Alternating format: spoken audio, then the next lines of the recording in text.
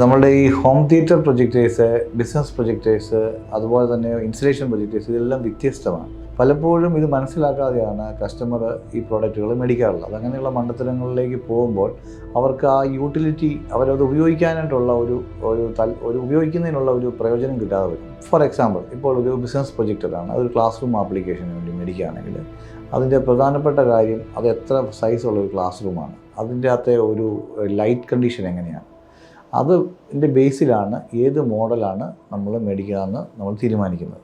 അതിൽ തന്നെ നമുക്ക് ഷോർട്ട് ത്രോ പ്രൊജക്ടേഴ്സ് ഉണ്ട്, അൾട്രാ ഷോർട്ട് ത്രോ പ്രൊജക്ടേഴ്സ് ഉണ്ട്, ഇൻ്ററാക്റ്റീവ് പ്രൊജക്ടേഴ്സ് ഉണ്ട്. അത് നമ്മളുടെ അതിനെപ്പറ്റി ഒന്ന് നമ്മൾ പഠിച്ചതിന് ശേഷം മാത്രമേ നമുക്ക് ഷോർട്ട് ലിസ്റ്റ് ചെയ്യാൻ സാധിക്കത്തുള്ളൂ. അതേസമയം നേരെ ഓപ്പോസിറ്റ് ഒരു ഹോം തിയേറ്ററിലേക്ക് വരുവാണെങ്കിൽ ആ ഹോം തിയേറ്ററിൽ തന്നെ ഒരു ഡെഡിക്കേറ്റഡ് റൂമാണോ അതോ നമ്മളുടെ ഒരു ഡൈനിങ് റൂമിലേക്ക് നമ്മളൊരു കോമൺ ഏരിയയിൽ വെക്കാനുള്ള റൂമാണോ നോക്കിയതിന് ശേഷം മാത്രമാണ് നമ്മളത് സജസ്റ്റ് ചെയ്യേണ്ടത്. ആ സമയത്ത് തന്നെ അതിൻ്റെ റെസൊല്യൂഷനാണ് ഇമ്പോർട്ടൻ്റ് ആണ്. ഹോം തിയേറ്ററിലൊക്കെ വെക്കുമ്പോൾ പ്രൊജക്ടേഴ്സിൻ്റെ റെസൊല്യൂഷൻ വളരെ ഇമ്പോർട്ടൻ്റ് ആണ്. റെസൊല്യൂഷന്, അതിൻ്റെ കോൺട്രാസ്റ്റ് റേഷ്യോ, അങ്ങനെയുള്ള കാര്യങ്ങൾ വളരെ ശ്രദ്ധിച്ച് വേണം നമ്മൾ ഒരു ഹോം തിയേറ്ററിൻ്റെ പർപ്പസിന് വേണ്ടിയുള്ള ഒരു പ്രൊജക്ടർ സെലക്ട് ചെയ്യാൻ.